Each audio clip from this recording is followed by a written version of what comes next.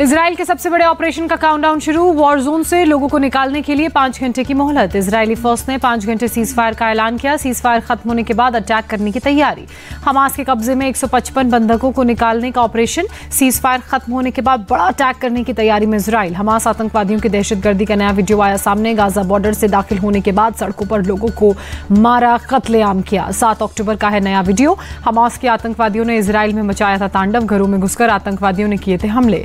घरों में विस्फोटक के जखीरे से किया था अटैक। साउथ इजराइल के रीम इलाके में म्यूजिकल पार्टी में 260 लोगों को एक साथ मारा था। यूएन चीफ एंटोनियो गुटेरेस ने युद्ध को लेकर हमास से अपील की। इजराइल के बंधकों को बिना शर्त तुरंत रिहा करें।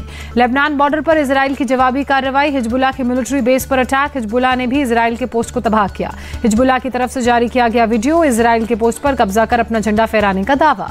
टेल अवीव में गाजा से हमास का रॉकेट अटैक जारी। लगातार सायरन की आवाज से लोगों में दहशत। हमले से बचने के लिए बंकरों में छिपे लोग। एयर डिफेंस सिस्टम के जरिए अटैक पर एक्शन।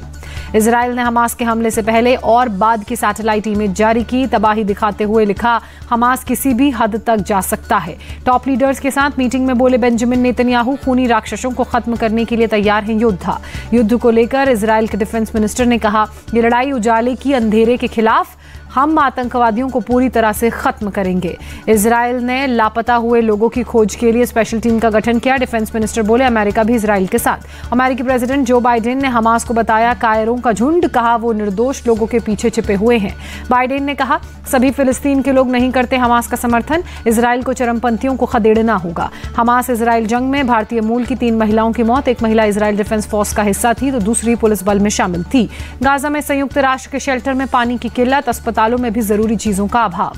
हमास को लेकर फिलिस्तीन के राष्ट्रपति महबूब अब्बास का बयान। कहा, उनके एक्शन और नीतियों को फिलिस्तीन की जनता का प्रतिनिधित्व न समझें।